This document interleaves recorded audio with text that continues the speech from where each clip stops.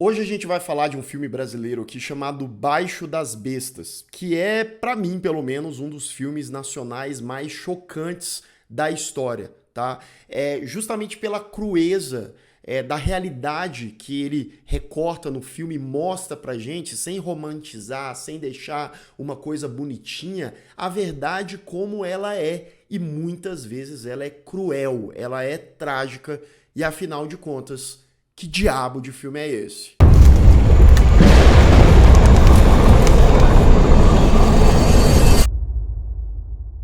Semana passada que foi arretada, né?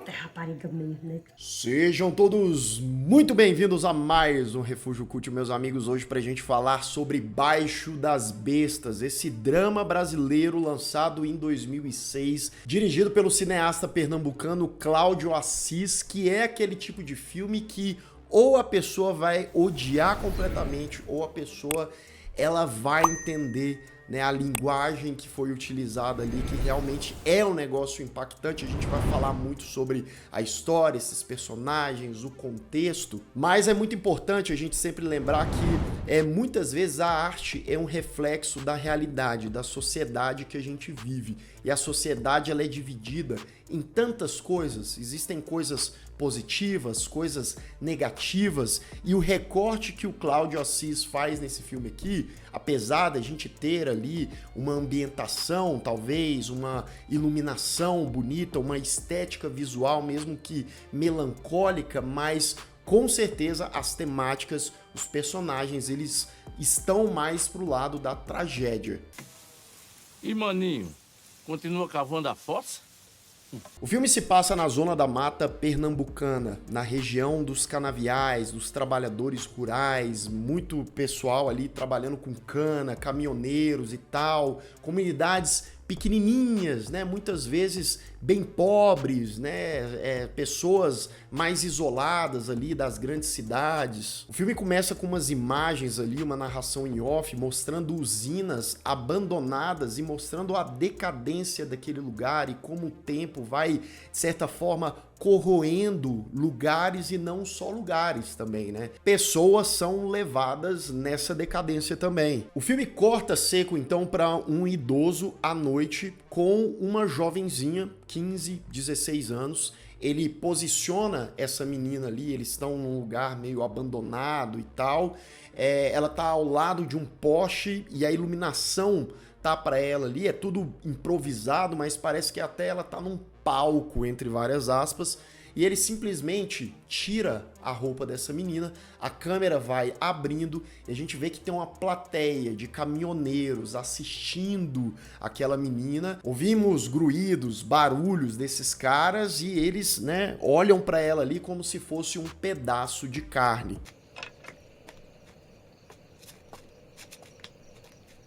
Sim, é nesse tom que a gente vai ter a crueza e a crueldade dessa história, desse filme. O filme ele corta para a manhã seguinte e esse mesmo velho, o seu Heitor, né, o cara morador ali próximo aos canaviais, ele senta ali com um amigo dele e eles olhando, né, os jegues passarem, né, o pessoal, a movimentação, aquela coisa bem de cidadezinha do interior. E interessantíssimo a gente observar que esse mesmo velho que estava fazendo aquilo com aquela menina essa que era neta dele, ele começa a falar para esse colega dele, vizinho dele, como os tempos atuais estão absurdos, só tem pouca vergonha, safadeza e coisa e tal, que não existe mais moral. Então, aquele personagem falando de moralidade. E aqui a gente tem em contexto uma coisa muito óbvia, mas muito comum na nossa sociedade. E não estamos falando só nesse lugarzinho de Pernambuco, não. Estamos falando de modo geral, seja no interior, seja nas grandes cidades. Aqui é só como eu disse, né? Um recorte, mas a hipocrisia, né? É como se a moralidade ela só existisse quando fosse conveniente. Porque quando é para a pessoa ela simplesmente fechar os olhos, desviar dessa moral ou fazer coisas absurdas, aí vale tudo. É muita safadeza, não é? É. O filme ele vai trazendo diferentes personagens. Você tem esse velho Heitor, você tem a neta dele, a Auxiliadora, que, né, infelizmente sofre o diabo, né, com abusos e diferentes tipos de violência e exploração. Você tem as meninas ali, garotas de programa em um bordel. Você tem a personagem da Dira Paz, né, que faz a Dora, que é uma garota de programa ali que faz bullying com as colegas, que é folgada pra caramba, só quer saber de bagunça, de bacanal. A gente também tem o personagem do Cícero, feito pelo Caio Blá, que é um jovem de classe média. Aí você vê que ele se diferencia um pouco dos demais personagens apresentados até então, porque ele tem ali a mamãe dele, ele é mimado, ele é um cara, né, que faz faculdade em Recife, e aí de vez em quando vai pra lá e assim, dorme durante o dia e à noite também faz coisa errada, né? E a gente vai falar um pouco do que esses personagens aprontam. Agora, um personagem repugnante, que não faz questão de ter um mínimo de empatia por qualquer pessoa, é o Everardo, feito pelo Matheus Nastergalli. Acho que é assim, Matheus Nastergalli. Ele tem um vínculo com um playboyzinho lá, o Cícero, e ele taca o terror em todo mundo de formas diferentes, e é aquele cara que ele não tem limite, né? Quanto mais ele vai passando do limite, melhor e mais prazeroso é pra ele. Vai. Negócio comigo. Vai.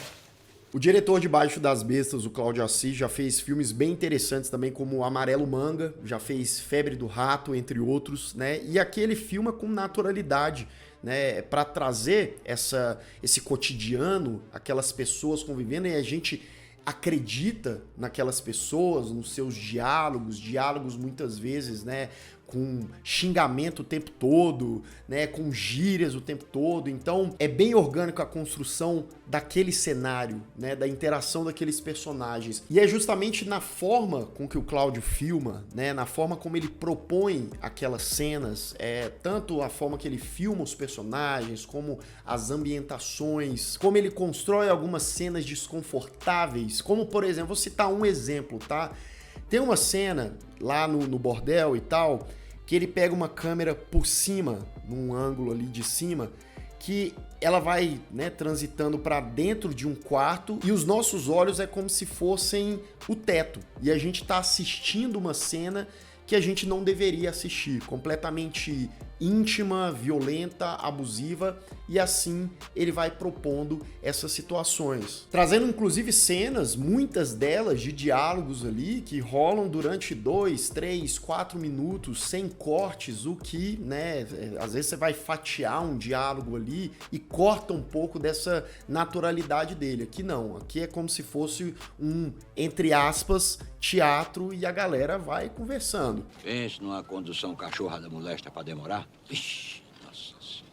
Tem uns elementos bem sutis nesse filme aqui também, porque apesar da gente estar vendo coisas pesadas ali, a nudez e tal, e esse tipo de coisa, né, acaba tirando muita gente do filme, ou nossa, olha que filme absurdo e tal, mas mais uma vez, vamos entender o contexto, vamos entender qual é a mensagem do filme, de expor, de mostrar aquelas pessoas, aquelas diferentes e muitas vezes bem iguais pessoas que inclusive estão por aí. E as sutilezas estão na trilha sonora, que ela é bem, mas bem pontual. Muitas vezes a trilha desse filme é uma trilha de ambiente mesmo. São as televisões, um programa de televisão ou um programa de rádio que vai passando, e mesmo em tamanha feiura do que a gente está assistindo, né, tem alguns momentos ali de pôr do sol, de luz natural, que os personagens estão contemplativos, que conseguem ser bem bonitos visualmente falando. Sem contar que o senso de comunidade estabelecido é bastante convincente, porque o filme ele intercala com cenas do pessoal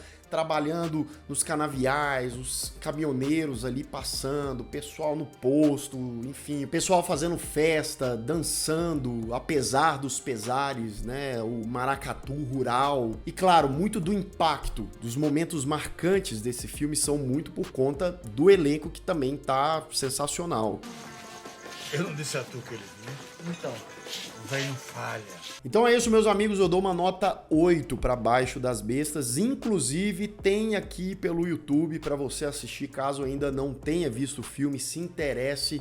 Como eu disse, né, eu sempre convido as pessoas a assistirem esse tipo de obra, tentando sair um pouco da caixa, tentando abrir um pouco a cabeça, porque às vezes a gente só vê um tipo de filme, tá tão acostumado que a gente vê uma produção nacional como essa e já acha que é uma grande atrocidade e tal. Mas existe nesse filme uma obra que vai para além dos valores de produção, expor essas temáticas, esses tipos de pessoa, mesmo deixando aquele gosto amargo da boca de um Brasil que existe e que inclusive consegue ser atual. Atenção!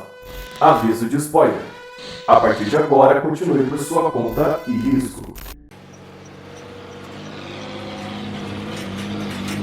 Bem, vemos lá então a cena já que deixa a gente assim, né, do Heitor, do velho, expondo a auxiliadora pra galera assistir os caminhoneiros, depois a galera vai lá, dá uns trocados pro velho. Em um certo ponto do filme, a gente descobre, ou pelo menos as línguas falam por ali, que Heitor é avô e pai da auxiliadora, ou seja, né, é um negócio que você pode pensar, não, mas isso é absurdo, isso não existe, mas meu amigo, isso existe, infelizmente. Bem, Cícero, o estudante mimado, encontra o Everardo, né, que é o cara ali que, meu amigo, não dá descanso, né, e eles vão atazanar lá no bordel, fazer ali um bacanal. E aí, meu amigo, é sem limite, né? A gente vê a agressividade, cenas de abuso, como eu disse, né? Aqui a gente tem o Everardo lá, o personagem do Matheus Nastergalli, que ele pega uma menina ali, joga no quarto e cenas de abuso e a gente vai acompanhando por cima e não satisfeito, né? Ainda rola ali agressões atrás de agressões, é complicado.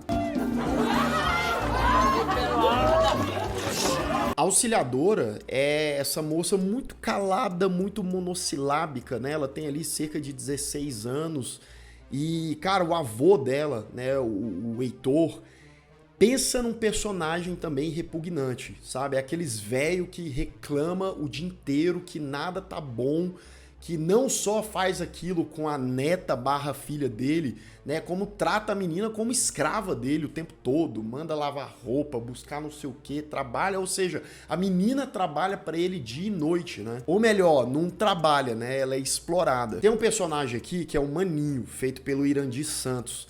Ele é interessado na auxiliadora, né? Não só o Maninho é interessado nela, você vê que as intenções dele, digamos, são, né, mais ali românticas com ela. E o Cícero, né, o estudante mimado, ele é obcecado também na auxiliadora, né? E tem a barreira do Heitor, né? Só que o Cícero é de uma forma mais agressiva, né? O Maninho, esse cara, ele tá um cara bem simples e tal, alcoólatra. Ele tá trabalhando no quintal do seu Heitor, cavando um buraco ali. E o quanto que esse cara é enchido de saco por esse velho aqui não tá no gibi.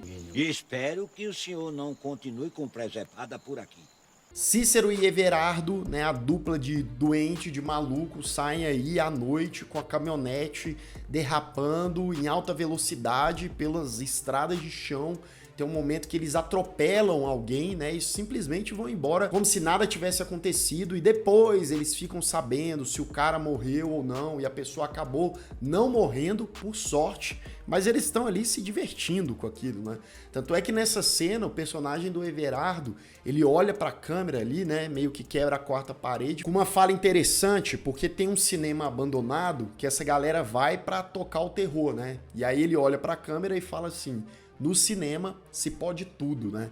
Então é aquela coisa. No cinema a gente vê aqueles tipos de personagem cometendo aqueles tipos de coisas sem limites, mas como reflexo da realidade, porém o cinema, o local do filme aqui também vai ter um momento bem importante. Se você achava que a situação entre o velho Heitor e a auxiliadora, sua neta, não podia piorar, piora sim. Se a gente pensa até um certo momento, tá, ele expõe ela lá, os caras nem tocam nela e tal, depois eles vão embora. Mas o velho abusa assim da menina. Quando eles estão ali na casa, tem um momento que, né, ele chama ela, toca ela e por fim ainda fala, né, eu faço isso pro seu bem. Tem uma cena muito boa, muito convincente desse filme, que o maninho tá, né, ele encheu a cara e tal, e ele vai lá na casa do seu Heitor, ele tá cambaleando, e os dois começam a bater boca, o velho tá com a perna quebrada e tal, e aí o maninho chama, grita a auxiliadora pra ela fugir com ele, e aí o velho sem poder,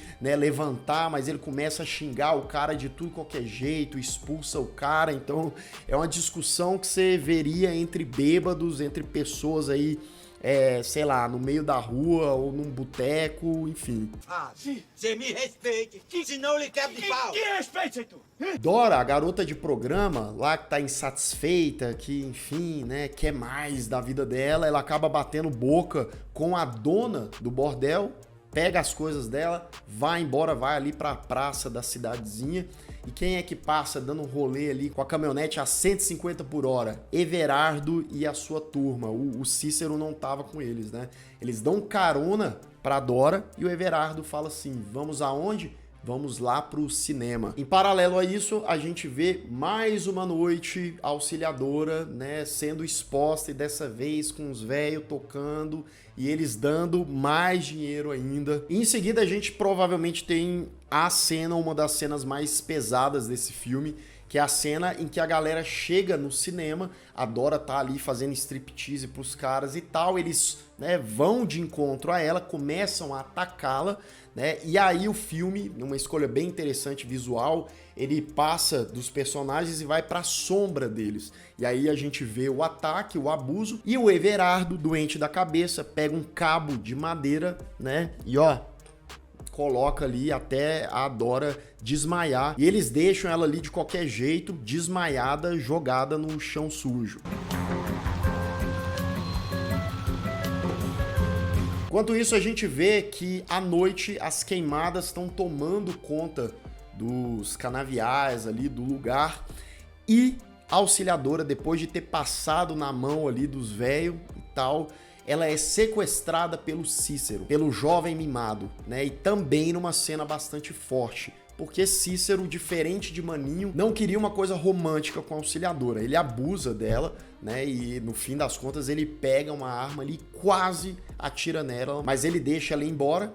Ela chega em casa com as roupas todas rasgadas, né? E aí adivinha? Heitor, o velho, recebe ela e fala, como que você pôde fazer isso? Você me traiu e coisa e tal. E simplesmente agride a auxiliadora, né? Como se o que ela tivesse passado não fosse o suficiente. A menina não aguenta mais, né? Porque, pelo amor de Deus, ela foge da casa. E aí numa cena ali repentina, meio que do nada também, porque tá rolando lá o maracatu, e aí uma galera do maracatu, e eu acho que nessa galera tinha lá o Maninho também, só que eles estavam de máscara e tal, eles entram na casa do Heitor, dão uma zoada no velho, não dá pra entender muito bem, mas o velho passa mal, desmaia, você pensa, será que morreu? Olha, eu vou te falar que essa criatura não iria fazer tanta falta não.